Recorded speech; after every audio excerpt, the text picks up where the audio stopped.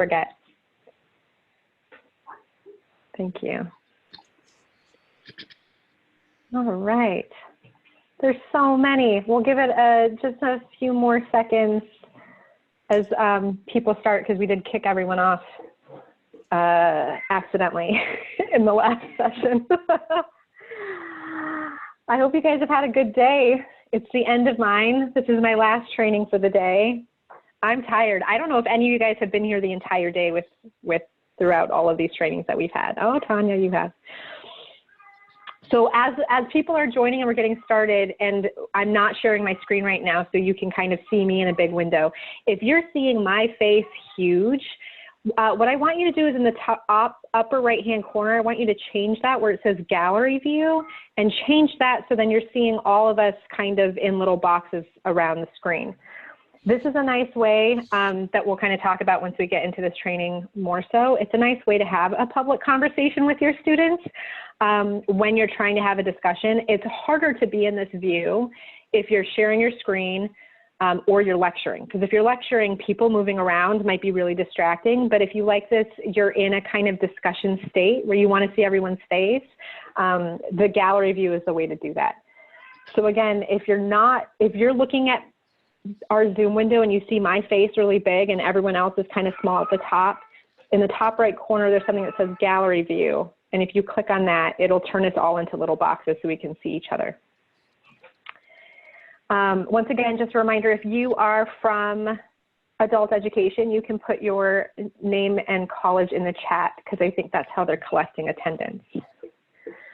All right, there's so many of you. It's so exciting. Okay, so before we kind of jump into, there's two main things that I want to make sure that we cover today. One is how to connect and integrate Brightspace or Zoom into your Brightspace course so that you can kind of seamlessly get students into your course sessions, and where to go for recordings and all of those kinds of settings. So that's a piece of it.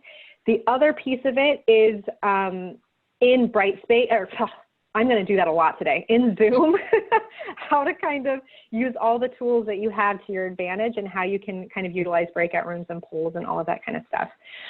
So first, before we get started, because I just want to get a sense of people's experience and comfort, what I'm going to have you do is at the bottom of this screen in the Zoom toolbar, you're going to see a couple of icons, and I want you to open a few of them so they're off the side and that you can see all of these at once. So the first icon I want you to open is the participant icon, which is probably right in the near the middle. And if you open that, you can see a list of everyone who's joined our session today, name-wise. The second icon that I want you to open is the chat, so that many of you have found it already and you're comfortable with that already because you've already chatted, but I want you to have that open as well. And then the other icon I want you to look at is the reactions icon. So the reactions icon is usually towards the end, and it says reactions with a little smiley face. And if you can all click on that right now and either give me a thumbs up or an applause, because we're in gallery view, I can see everyone at once and kind of go from page to page and see how we're doing. Oops, I clicked on the wrong one.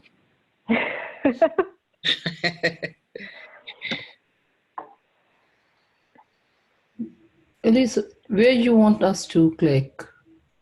On the reactions, so in the toolbar at the very bottom, there's an icon called reactions.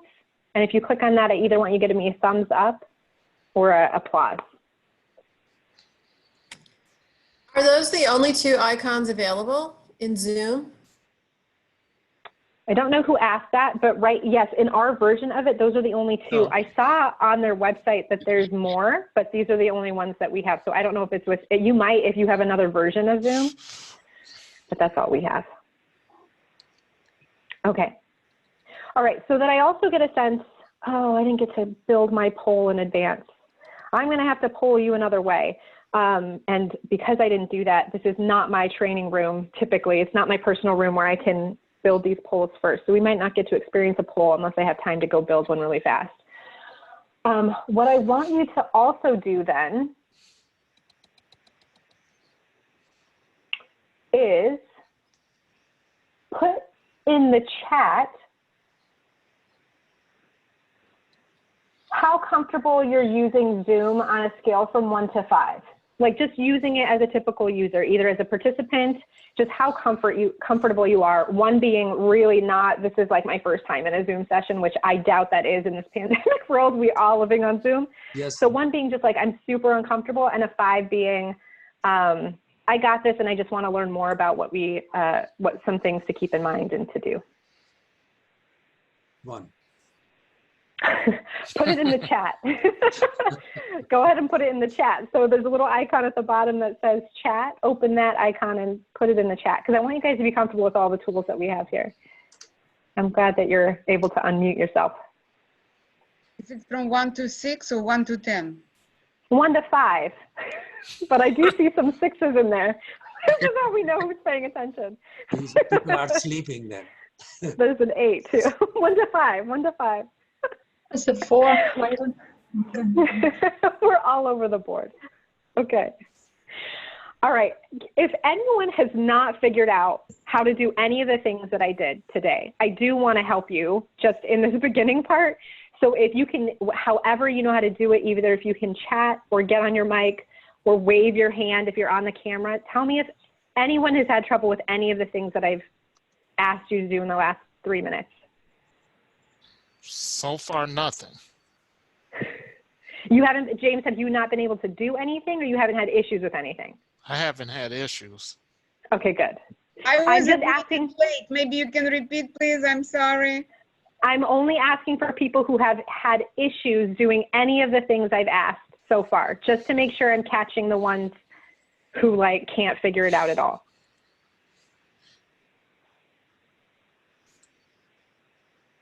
Okay, great. I don't see any waving hands. I don't see anything. So I'm going to assume we've all okay with the things that I've shown. Vera, I asked if anyone has had issues with the few things that I've asked you to do. So either using the emotions or the reactions, chatting in the chat box, or anything else I asked you to do. Just kind of navigating this window that we're in right now. And because you chatted, I'm assuming you're not having issues. Okay. So let's quickly talk about, now that I just know that you guys can navigate this system that we're in, I'm going to share my screen. And the way that I'm doing this, so the things I'm going to talk about today, you won't be able to see everything because I'm the host and you're a participant. But the things that I'm talking about are going to be things that you see when you're the host, when it's your meeting that you're working in. And a lot of these tools will show up for you then. So it's going to be hard with such a big group. And actually, I will put you guys in the breakout rooms to experience that experience and kind of talk amongst yourselves, but you still won't have like full instructor control. So it would be hard when I have smaller groups of these trainings, I can make you all co-hosts and you can all see the things that I'm doing. But in this case, it's going to be more kind of experiencing it. And I have some screenshots for you if you haven't seen those things. So first, I'm just going to go through some recommendations. Give me 1 second while I pull up.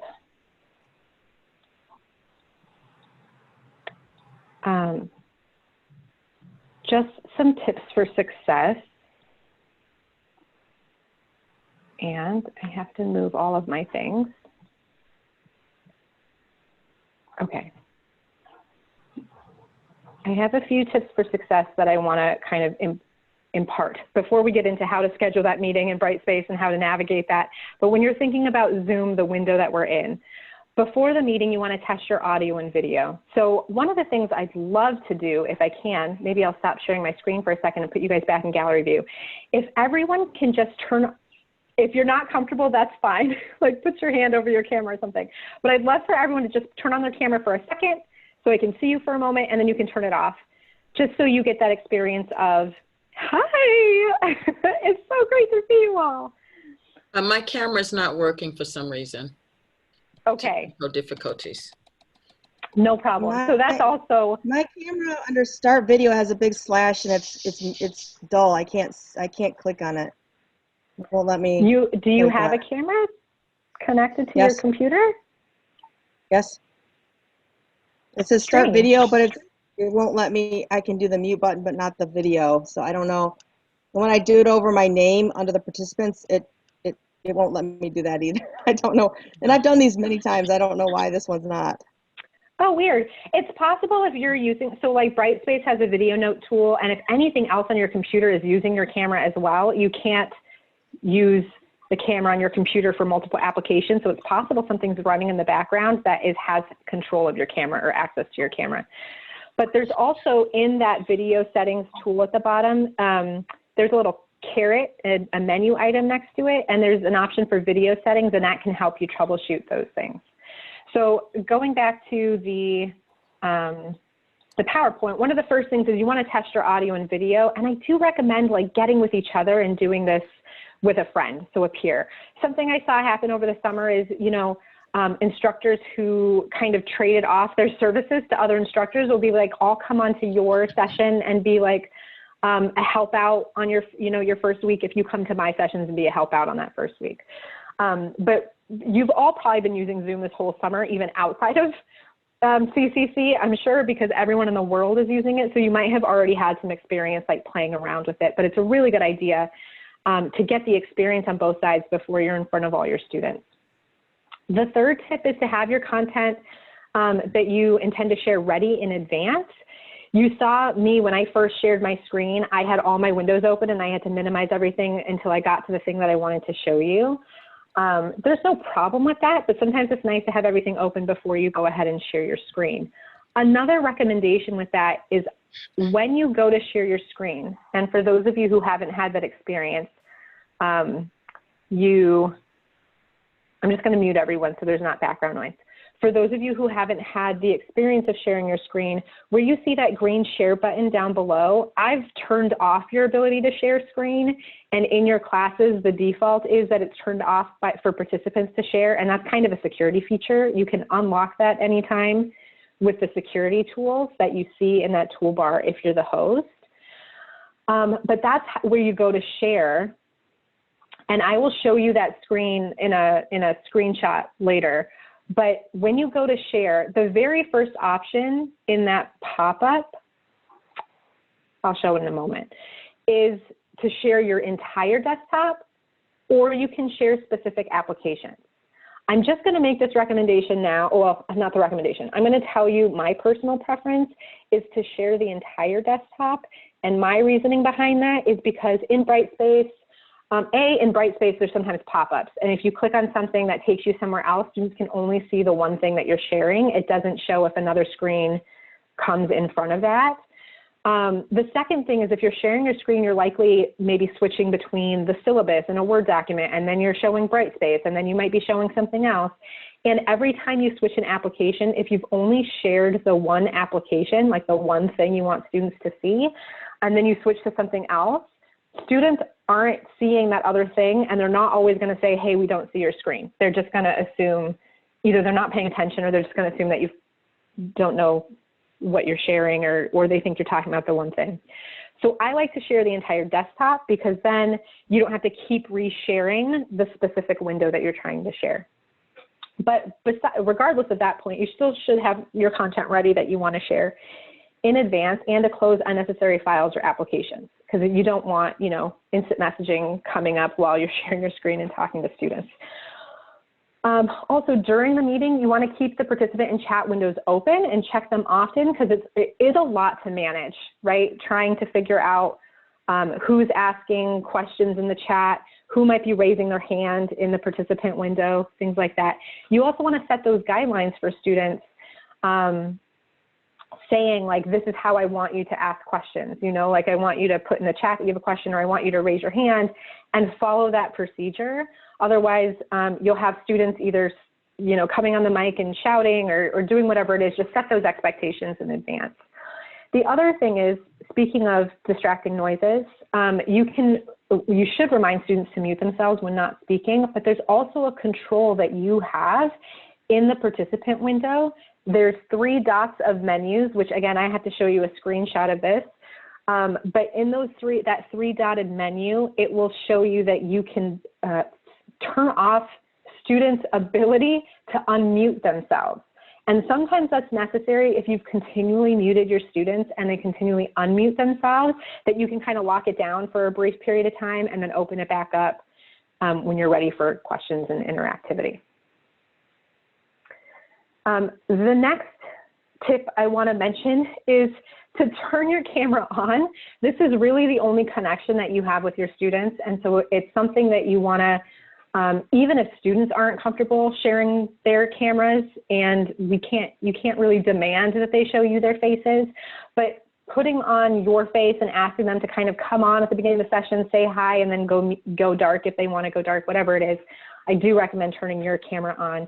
Also to position your camera, look at the camera, make eye contact with the camera as much as possible, and don't be aware of where your face is. So in these two images, we've all been on those calls where you just can't see anything but this, and it's really confusing, and all you want to do is put the camera down.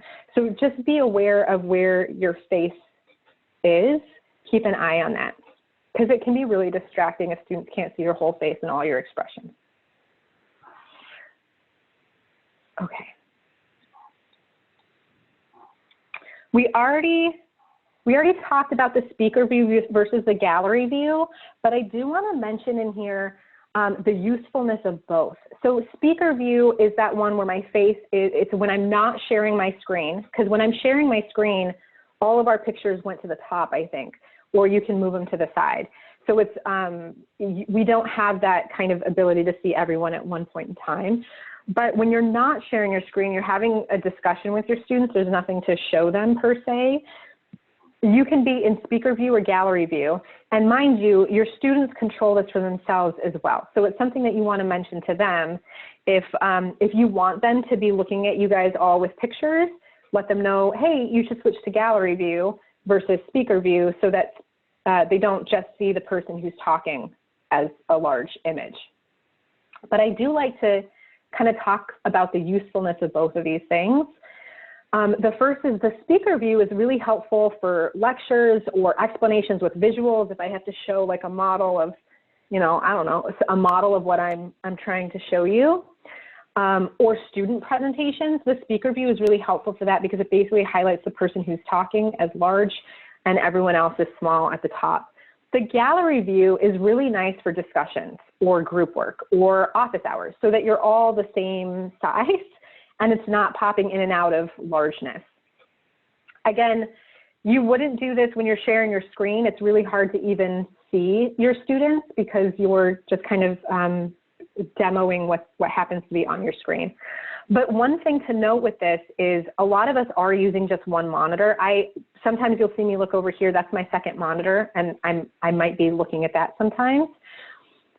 When you're using one monitor and you have, it can be really challenging because you might have your chat window and your participant window all on the same screen that you're trying to also show. One thing you should know is students cannot see the Zoom windows that pop up in your screen. So they can't see, if you have the participant window open and you're sharing your screen, they don't see that Zoom window. Because right now, you guys should only see my PowerPoint, but I actually have my chat and my participants on top of the PowerPoint, but you guys don't see it, hopefully. Hopefully I'm not lying. So that's really helpful for you, because students won't, even if you have the chat right in front and students are privately chatting you, the other students can't see it because it doesn't display that Zoom window in front of everything. Your students are only seeing the thing that you're sharing. You do see the participants on top? Do you see when so right now you should see something going over your screen that's like a gray box, but when I let go, you should still see the PowerPoint. Do you see the participant window and my participant window and my chat window on top of the thing I'm sharing with you? Catherine? No. Okay. So Catherine, that might be yours that's on top of my stuff, but right now you shouldn't see anything. Great. Okay, I don't have that poll for you.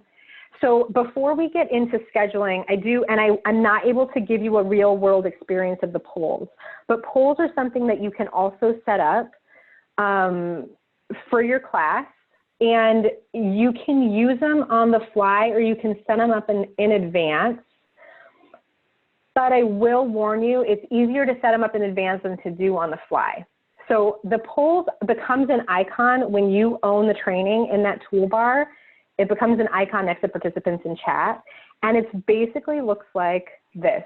So when you create the poll, you can add a title for it.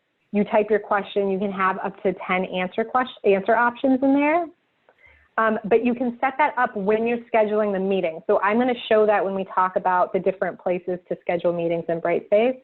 But the polls are a way to ask questions with basically a multiple choice question or a multi-select question. So in the example that I had here that I wasn't able to get you guys to experience because this isn't actually my Zoom session, is how do you plan to use Zoom to teach remotely? And I had a list of a bunch of different ways, synchronously, asynchronously, as a tool for office hours, as a tool for engagement, as a tool for discussions, all of those kinds of things. And you could choose all of the ones that apply. And then I can share the results with my participants. And just like you're working with your students, and you can see how they're responding to a specific poll. So it's a way to engage students. Breakout rooms, and you guys are going to experience this in a second. Breakout rooms are a really nice way to kind of break up a really large group of students. So even if you have like 20 students, that's still a lot to wrangle, and you don't want to be lecturing for very long periods of time. None of us can sit for long periods of time. You guys are dealing with a lot in these trainings because it's just us talking at you. And that's not good practice, but we're trying to get all the information out, obviously, which is what you're also doing during your class. But you really want to try to incorporate more activities, things that they can do, and ways that you can engage the students in discussions that aren't just at you specifically. So breakout rooms are a way to do this. And again, you can't do it in the meeting that we're in now because none of you are hosts. But in your toolbar, there's this more button that then says breakout rooms. And when you open that, you're basically prompted with this little box asking you to assign the number of participants. So this would show you, in my case, I have 68 participants. So this would say, assign 68 participants into how many rooms. So let's say I wanted you guys to be in groups of 4. I'd have to do the math and say 68 divided by 4, 17. I'm going to break you guys into 17 rooms because I want you guys in groups of 4. Then I can choose whether or not I want the system to automatically send you out to those breakout rooms, or if I want to manually create the rooms, meaning like if I have 20 students and I know what groups I want to be together, like, there's some troublemakers that I want to like shift around or whatever, I would choose the manual option, and then I can just throw students into the groups that I want them to be in. But we recommend the first time you do this, do an automatic, and also the first time you do it with a very finite amount of time. Like you're going to send them off, you're going to give them a task. This is what I want you to go discuss in your breakout rooms. You're going to go let them discuss in their breakout rooms, and then you're going to bring them back into your session to come back and kind of share. So it's kind of that idea of think, pair, share, but you're sending them off. You can use breakout rooms for a lot of different purposes. It doesn't just have to be for those like finite activities, but really it's a lot easier to manage the group if you send them off with a specific task in mind and bring them back to the whole group. Think about it in your class when you might break students into small groups with the person next to them and talk about this, and then we're going to come back and maybe move on to the next thing. It just breaks it up a little bit, and it adds that connection for students. So once I select how many groups I want to create, excuse me,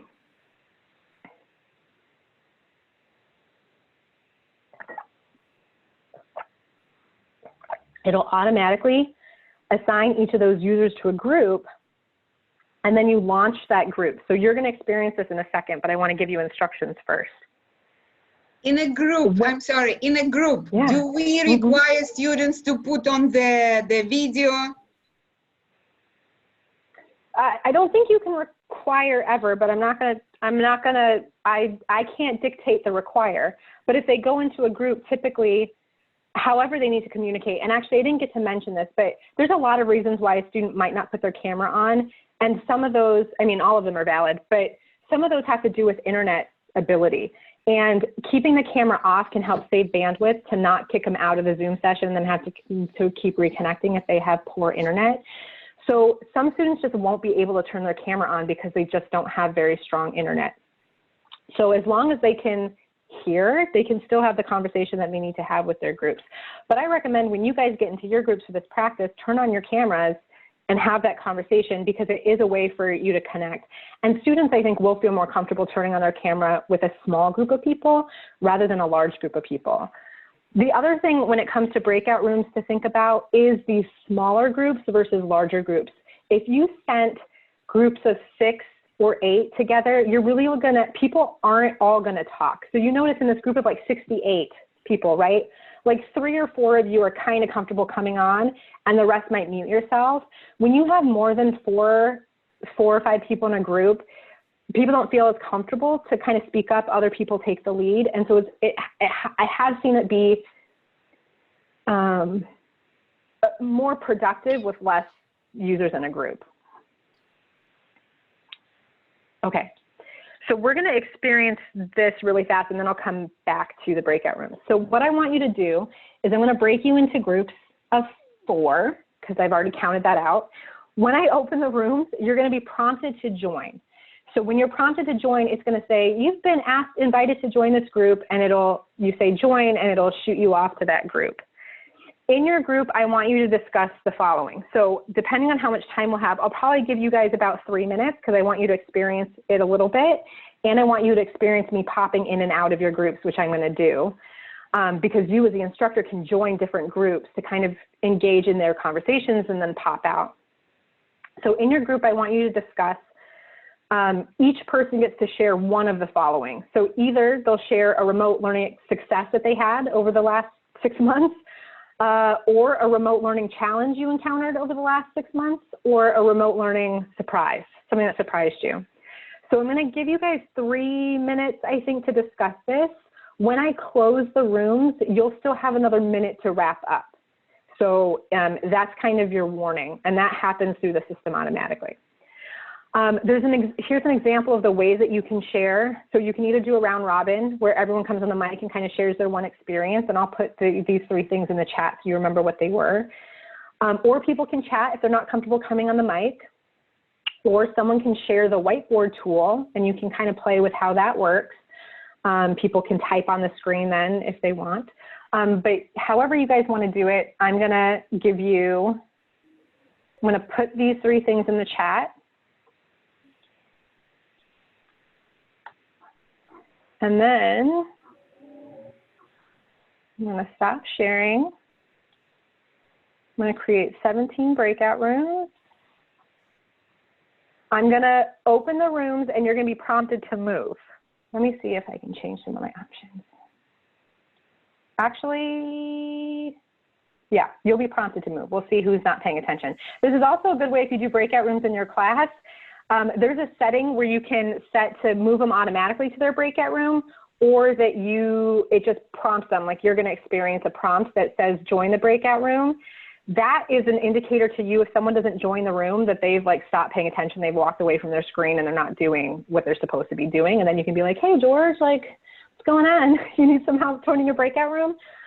So I like to keep that setting off, and you're going to experience that in a second. So then when I call you all back, you're going to get a minute to kind of wrap up your conversations. But I'm going to send you for 3 minutes, and then hopefully we'll see you back here. I'm here. George, I wasn't really calling you out.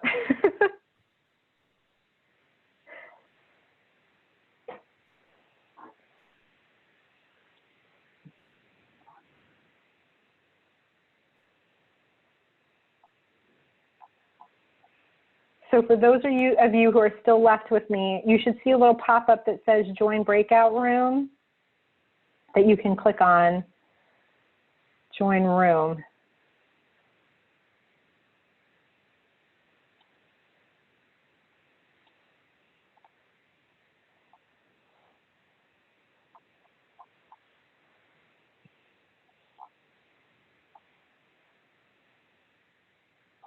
Any of you that are still left with me here, are you having trouble? Hi, Tanya.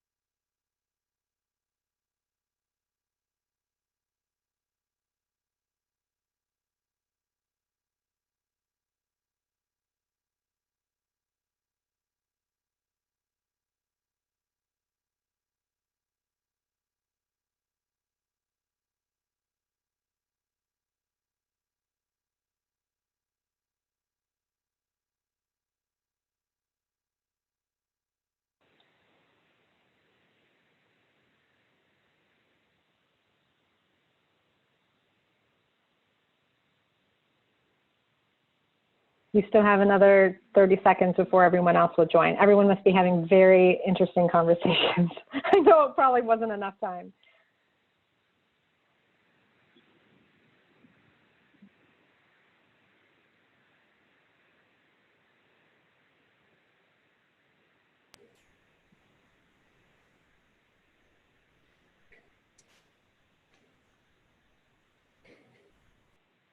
Hi, Professor Sansera.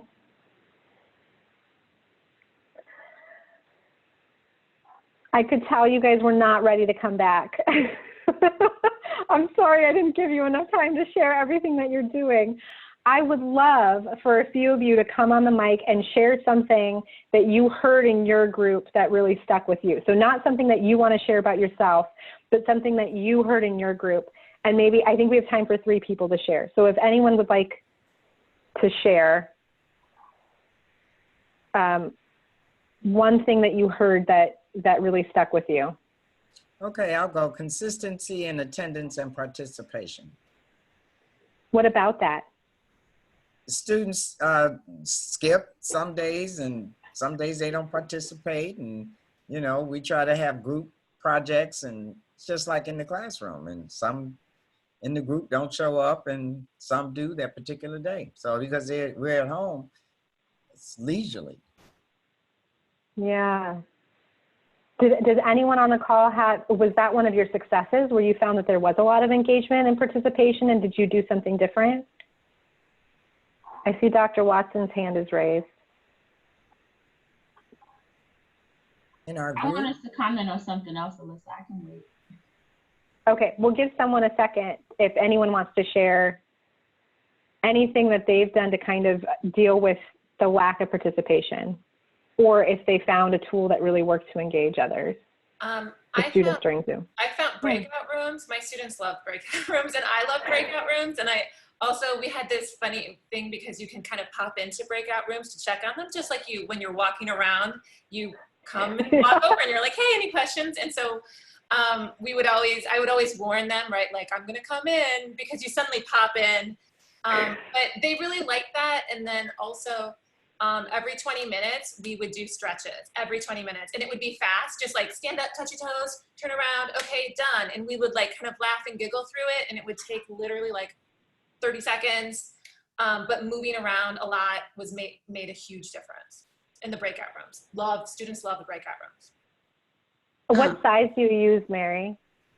4 all the time for breakout rooms. Thank you for sharing that. How long did you say it's like 20 minutes for a breakout room? Did I hear you say that, Mary? No, it would change. So sometimes like I would have a breakout room right at the beginning called check-in. And so everybody would go in, I would greet everyone, I do my check-in, and then I would say, okay, everybody do a personal check-in. I'm giving you 3 minutes. And it would just be one-on-one. But then I would do some information, and then I would say, okay, you have 10 minutes. And I would use those little things that you saw Alyssa put up, those kind of banners. So you would get a message that would say, you have 5 more minutes, you have 1 more minute, so they could prepare. So they would range in time, for sure. The other issue is, how do you evaluate performance? Or is that even not an issue with breakout rooms? You know, is this more socializing and keeping people awake in the classroom? I mean, what is the gradable value of, other than that they're there, they're breathing, and they're talking? There's a deliverable at the end. There is a deliverable. Yeah, there's a deliverable. And also my students have roles in the class. So they have group roles. I teach them how to, because it's all child development, and it's all about, if you're gonna put kids in cooperative groups, groups. So they all have a role. They know if they're the recorder, the reporter, the manager, or the lecturer. Mm-hmm. Yeah, and then they have to report that out. Oh, okay, yeah. Yeah. Mm-hmm. Just the personal check-in at the beginning, that's 2 minutes, that's personal and social. Okay. Thank you, Mary. Dr. Watson, what did you want to share? Oh, I just wanted to share, I think you asked a question about someone sharing something else. Yeah. So one of my colleagues in our session spoke about just how his body was impacted by sitting.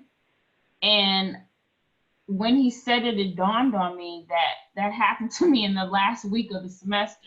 So I like what Mary shared, Professor Lane, in reference to the exercise breaks, because I had never thought about that. And after weeks and weeks of Zoom, my back was bothering me, but it didn't dawn on me until my colleague in this particular session shared that his back was bothering him. And I was wondering what's going on. But now I understand that, you know, I don't have an ergonomic chair at home. So I've made a space at home, but I think it's a really nice touch to have those exercise breaks within when you have to have a class for an hour and 20 minutes and keep the students still engaged. So I really appreciated what Professor Lane shared and also with what my colleague shared in our breakout room 11. Thank you. And I see people are putting stuff in chat too. Mary, I appreciate what you said also. I think that gives a lot of people ideas, and all of you, I would love for you to share more too. So that, and actually if we end early, we can kind of prompt on this again to kind of share those tips and tricks, because I know a lot of you are doing very similar things and you figured out what works for you. And then there's others who are struggling with, don't really know how to make this work for them. And so I appreciate this opportunity to share those things as well. I do want to shift slightly because I want to make sure that you're comfortable with the integration in Brightspace and kind of talk about the separate with that. So we're gonna, in my world, we're gonna exit the Zoom world and I'm gonna go into the Brightspace world. So I'm gonna share my screen again, and please feel free to continue adding stuff in the chat, and you guys can have side conversations in the chat as well. If you are trying to ask me a question, if you can just put in @Alyssa before your message in the chat, that will just indicate to me what I can skip over and not read if you guys are having side conversations, and then I'll focus on the ones that are just to me. That will help me. So I'm going to share my screen, and now I'm going to go into Brightspace, and I'm just in one of my blank training courses. I really want to talk about something before I actually go into Brightspace, because I want to make sure everyone understands that we have a you have a CCC Zoom account, and that has a website that you can go to that stores all of your meetings, regardless of how you schedule them, and how I'll show you how to schedule them in Brightspace. It stores all of your meetings. It stores your recordings if you do record to the cloud. It stores all of your extra settings, so the things that you might be curious about, like if breakout rooms don't show up for you, maybe the setting hasn't been turned on by you.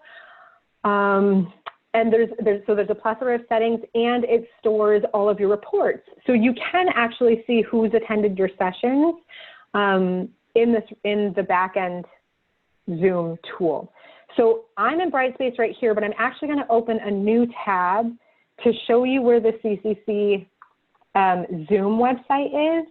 And I don't know if it's on our website yet under faculty and staff dropdown, which I hope it would be, but if you want to write this down, and I'll put it in the chat, the website is cccedu.zoom.us. There's no dot between CCC and edu in this respect. So it's just cccedu.zoom.us, and it'll always land on this page where you can join, host, or sign in, and you're always going to want to sign in. Signing in is really important because it will then know that you are logged into your CCC account, and therefore will know that you're supposed to be the host of your meeting. Because sometimes if you get in your meeting and you can't mute people yourself, that means that you're not the host. And I'll tell you, I'm looking at the list of participants, and I see more than half of you are listed as guests, which just means you clicked on my link and you got in, but your like Zoom account isn't logged in, either on the app itself. So in my toolbar, this app that's always kind of open, either you're not logged into that, or you're not logged into the website. But it's really important when you're hosting meetings that you make sure that you're logged in so it knows that you are the host. If you launch your meetings from Brightspace, you're a bit safer because you're already logged into Brightspace. Was there a question? Yeah. Are students also able to log in this way or no?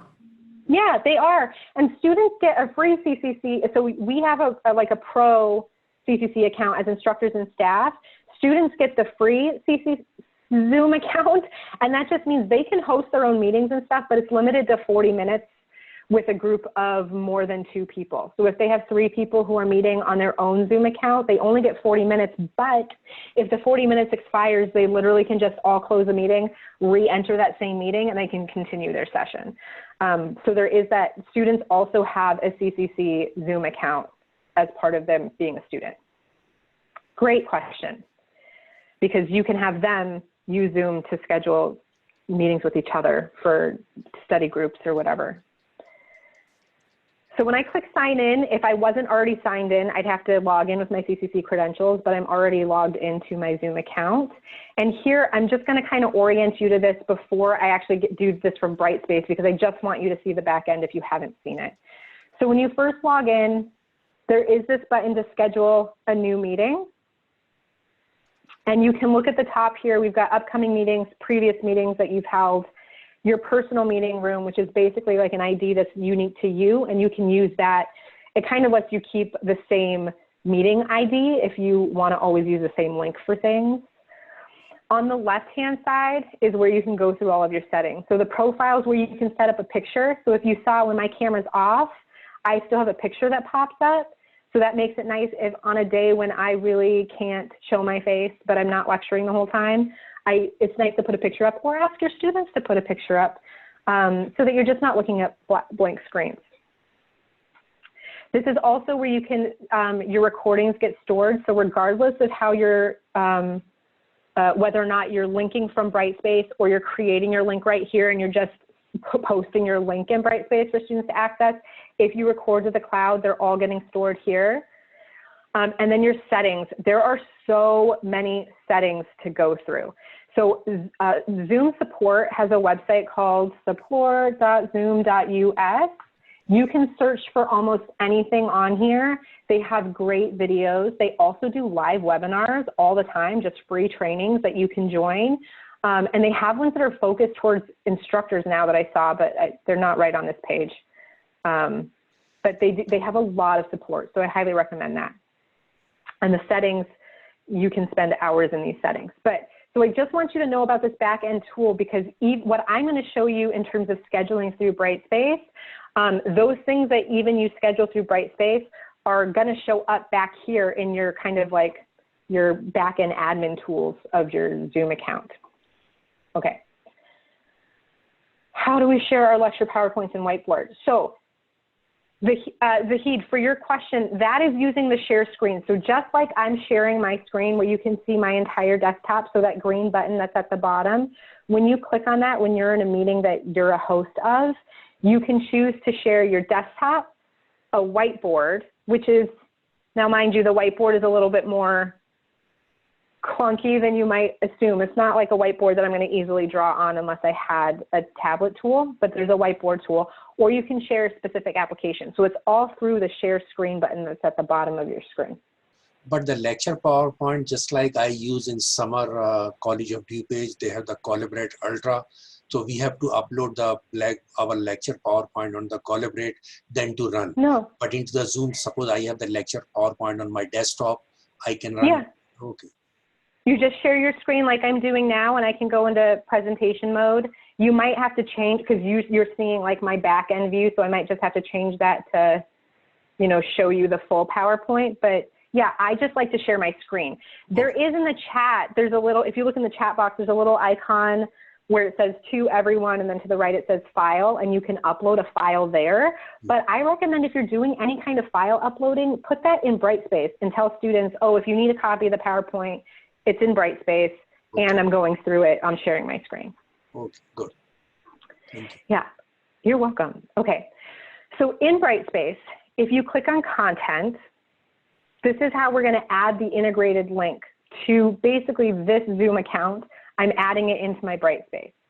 The advantages of this, of what I'm doing here, is that the link that I'm creating is specific to that class. And if I record these sessions to the cloud while I've created this session from this class, the recording is automatically going to show up in this class as well, so that I don't have to then go track down the recording, post a link, give them the information that they need. It can all be accessed and stored right from inside the class. So I'm going to add a new module. I'm going to call it Zoom. Zoom And recording. in this module, you're going to use existing activities, and there's something called external learning tools. When you click on that, you're just going to zoom down to the bottom where you see Zoom. It's all in alphabetical order. So that puts the link into Brightspace. This is not a meeting yet. So if you just did that step and you're like, great, students go there for our first meeting, they can't get into any meeting because you've just put the link into like basically the window into your Zoom account. So now to schedule that meeting, you're going to click on it. And when you schedule from here, this is when it's going to only be visible to this group of students, to this class. They can access these meetings.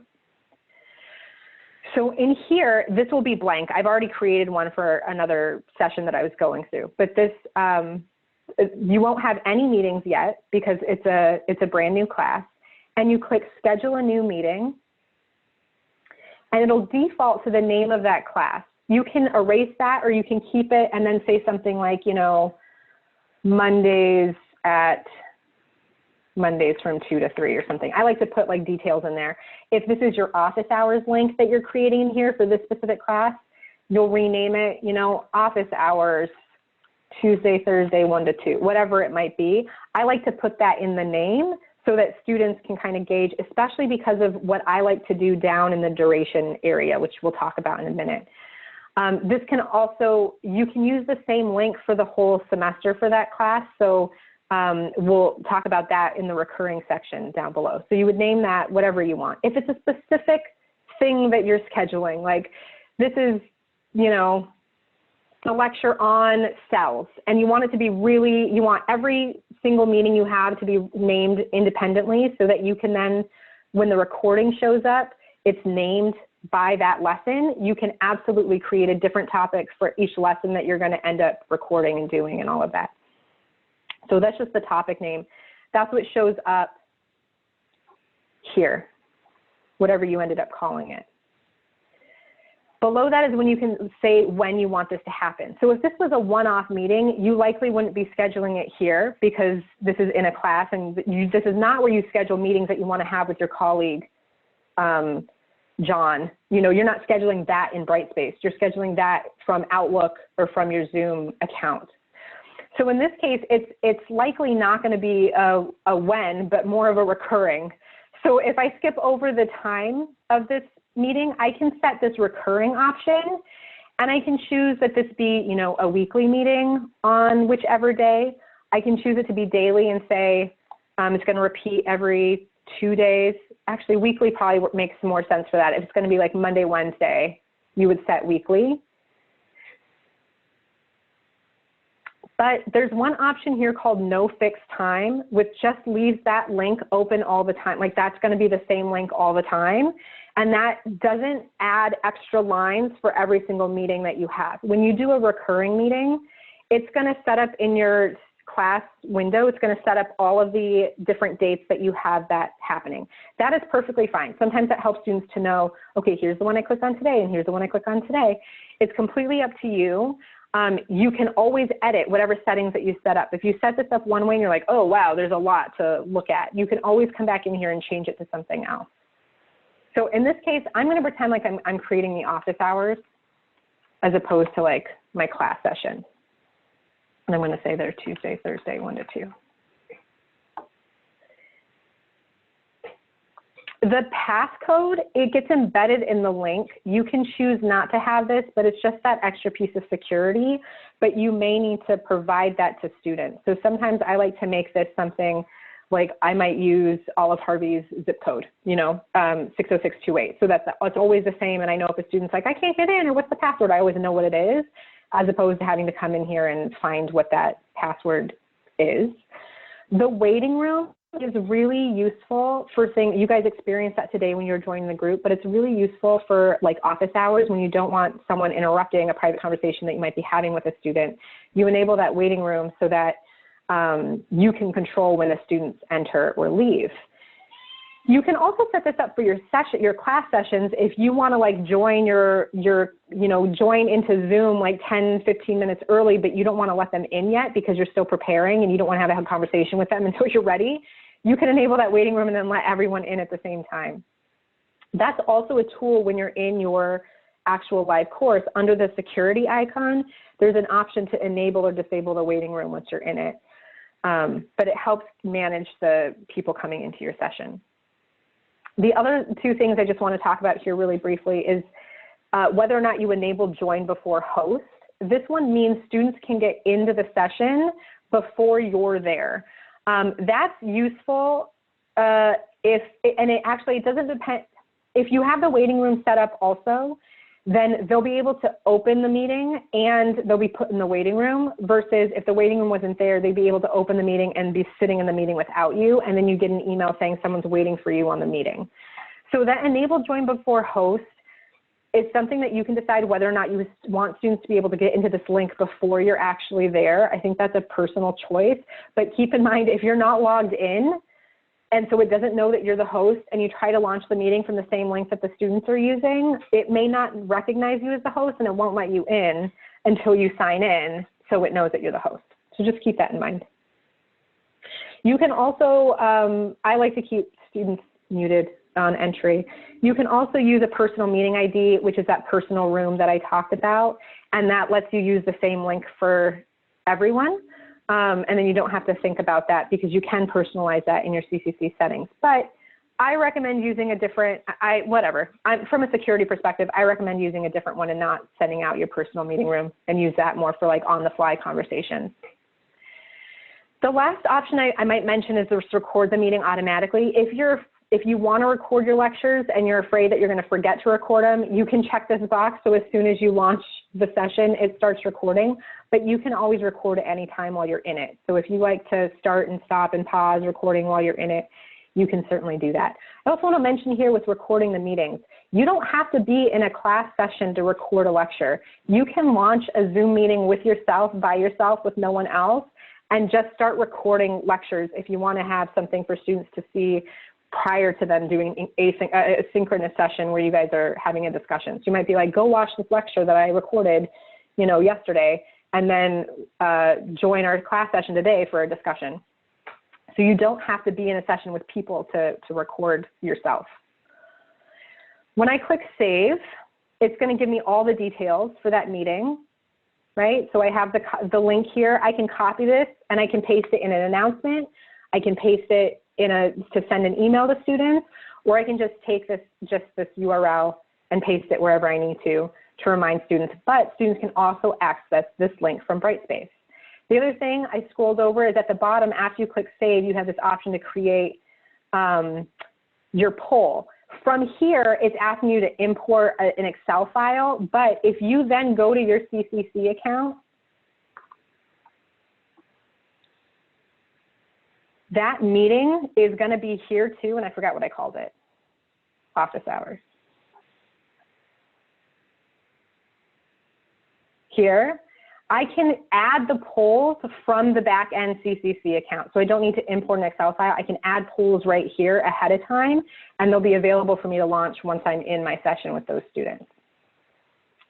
So coming back here, when students are going to access, I know we're at time, but this is the last thing. When students are coming in to access a Zoom meeting, I do recommend you taking that invitation. So again, if I click on the Zoom meeting and I click on the meeting itself, I can get this URL again or copy the invitation. I do recommend putting that in an announcement just so it's easy for students to grab, but you can also tell them how to get there. And it's basically say, it's in content, in the Zoom module, click on Zoom, it's the one called office hours or whatever it is, and they'll see a join button here. You see start because this is your account, students see join, they don't see delete, and they can join them right from here. And then when the recording is done, they can access the cloud recording right from here. So all of this stuff, if you're using the integration in Brightspace, is it all is tied to this course. So if you're teaching 4 other courses and you do this in each of those 4 courses, all of that stuff, each course is only seeing the recordings and the meetings for that course. So each course will have its own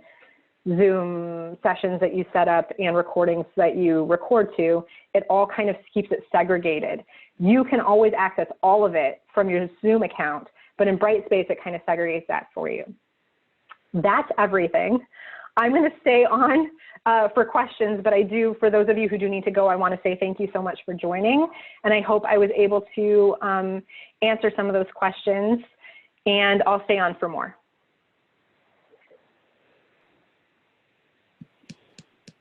Hi, can you give a rundown on how to load up the breakout rooms while you're in the meeting? Yes. So, and how you change time if you want to go from 20 minutes to maybe less. That's my biggest issue, how to change my time in my breakout rooms. yeah. So let me go back to the slide, because I can't share, you can't share the Zoom screens while you're in a screen. While you're in Zoom, it doesn't let you show Zoom windows. So let me show you a screenshot of it. So when I click breakout rooms, and if fewer people get on here, I can make you a host. But when you click breakout rooms, literally the first thing that happens is this window that pops up. And that's when you decide how many rooms you want. Once you click create rooms, it opens this window here. Let me make this a little bit larger. It opens this pop-up here, and under this options tab, and let me see if I can give you a live screenshot of this.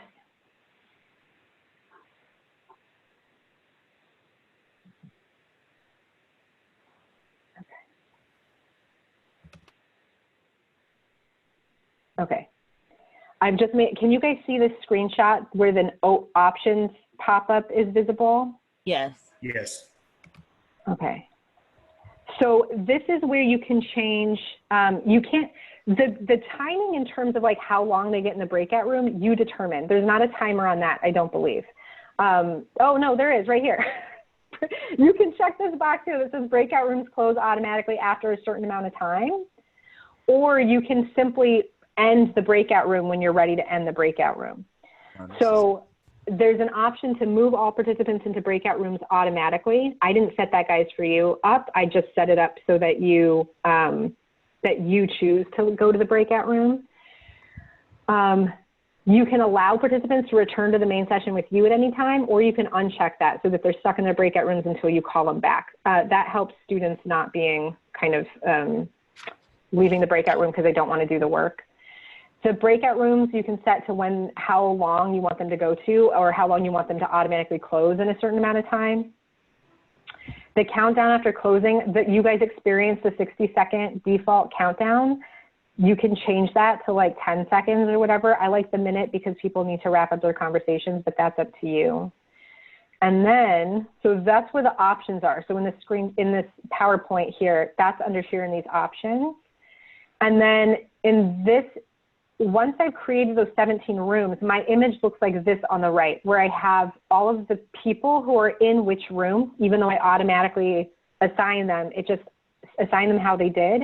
And if I want to put someone in a different room, I can click this move to and send them to, like, let's say I want Marcia to go into breakout 2. I can click move to, and it sends them to a different breakout room. And Lisa, you said you had automatically assigned them. I missed it. Did you show the slide how we actually group them into the breakout rooms? So this is that. So as soon as I click, this is the steps. I click breakout rooms, and it pops up with this first window that's on the left that says assign. Can you see my screen? Yeah, I'm looking. Okay. So it says assign one participant. Well, this, I only had one participant. With us, we had 40 participants right now. It says assign 43 participants into a number of rooms. So that's where I would say 17 rooms. And so that you guys. And so the system decides who goes into what room? When you choose automatically, yes. Okay, okay. If you choose manually, yeah. If you choose manually and then you click create rooms, it'll give you a page like this where everyone's name is. And I can assign, I click assign, and I can put the people in there that I want. Right, so the same people don't end up in breakout rooms throughout the session. Yeah, exactly. It does it. Okay, good, I like that. And before you launch, so you can do randomly, and then before you launch, you can also move them around. If you're like, Marcia is too problematic, I need to put her somewhere else. Okay. You can move her into another one. And this is also when they're live, this is how you join them, because you're seeing this when you're in the main window, you're seeing this little pop-up, and you can join each one, and then leave each one. So some of you saw me, I came in and just waved while you were talking, and then I left. It's using that join button. It lets you pop in and out of certain rooms because you can't, as an instructor, monitor all the rooms at once. Right. They're really on their own, in their own Zoom meeting, honestly, is how it is. But you can pop in and you can broadcast a message to them using this little tool here that also pops up. Where's the join button? What do you mean? Where is the join button? So right. So on my, can you still see my screen? Yes. It's right here when you're a teacher and you've opened all the rooms. It's right next to each of those rooms. So it's really small here, but it says join, join, join, join. And move Yeah. to, got it. Okay, thank you. Yeah. You're welcome. Can I ask one more question? Yeah. Okay. During the Zoom class, once I put a student to the waiting room and I couldn't bring her back. Can you show me maybe it's just I was looking for different buttons and I couldn't see anything. Yeah, hold on. Let me put someone in the breakout room. Someone's gonna be mad at me. I'm talking about waiting room, not breakout. Yeah, did I say breakout? I meant waiting room. Sorry. Give me 1 second. I have to stop my.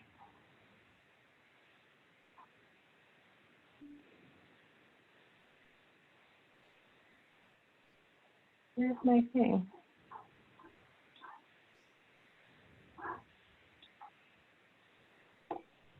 Oh my God, look at her screen. Look at that. I'm like, oh, look at your screen.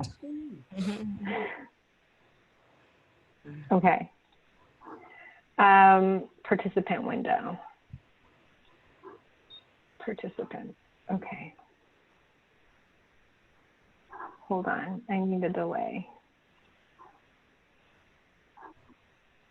It's really hard to do this without. Okay, here we go. So when I hover over a student, I can click in the participant window, I can click more and put them in the waiting room. And then they're gonna appear up here saying there's like one person waiting in the waiting room and I have to admit them.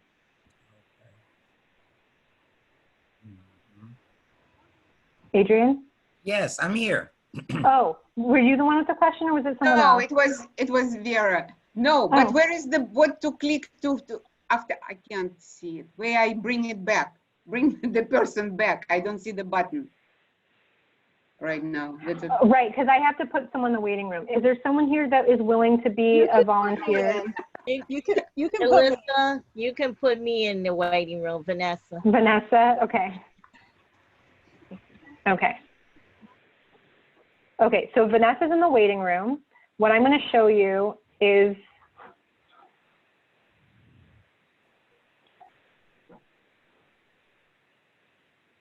okay. So here, this is what it looks like when someone's in your waiting room. Oh, wait, I moved the wrong window for you.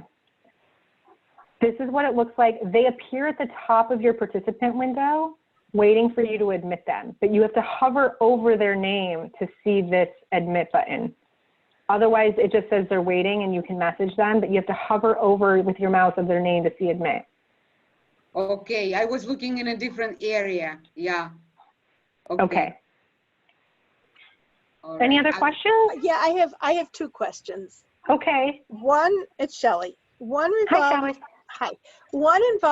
breakout rooms. Is there any way to essentially share a screen with the participants of a breakout room? Would you just, is it best to put whatever you were sharing or a problem or something in the chat? That's a great question. We get it a lot. You cannot broadcast a share to all the students. So you'd have to give them, like, my recommendation, I think I even talked to Tanya about this, if Ms. Hart is on the call still, she may have left. But my recommendation is to either post the thing that you want them to do in Brightspace and tell them to go to Brightspace to get it. Or if it is a question that you can put in the chat, put it in the chat before they go into their breakout rooms, because then it will still be in the chat. But once they're in their breakout rooms, you can't chat anymore to them. You'd have to go to their breakout rooms to chat with them or to put something in the chat. Okay. And once they are in breakout rooms, they can't see the chat, or can they access the chat and see it? they can access the chat. They can see what was already in the chat, and now it becomes like a private chat for that group. So if you put something in the chat before they go out, that still exists in the chat when they go out. Okay. But then anything new from the public chat or the big group chat doesn't go out to that group chat.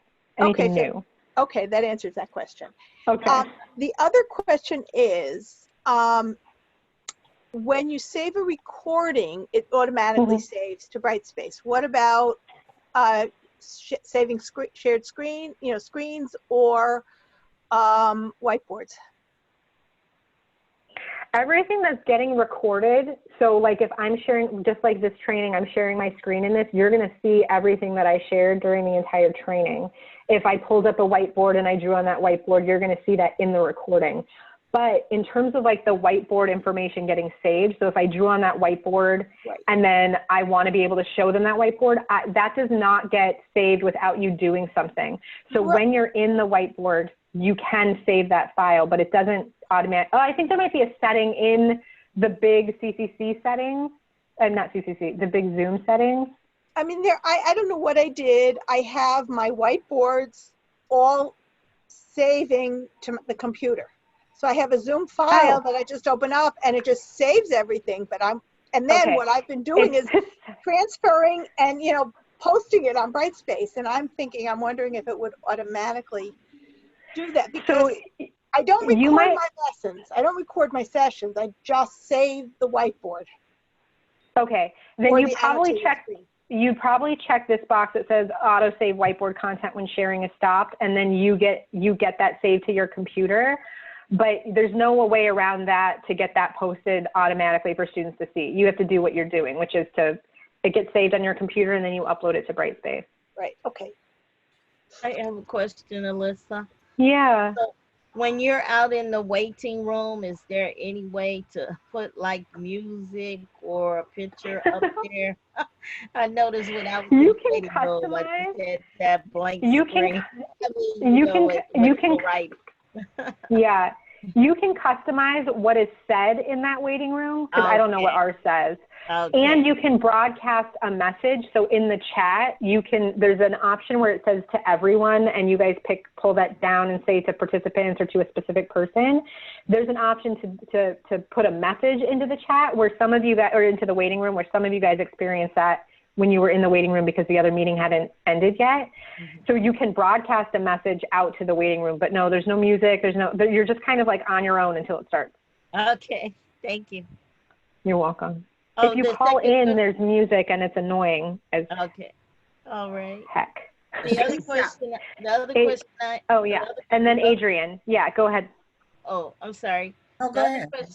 The other question I had was, at one point I had my picture up there, so when my video is black, you could see my picture, and it still shows within my Zoom settings, but now just my name appears.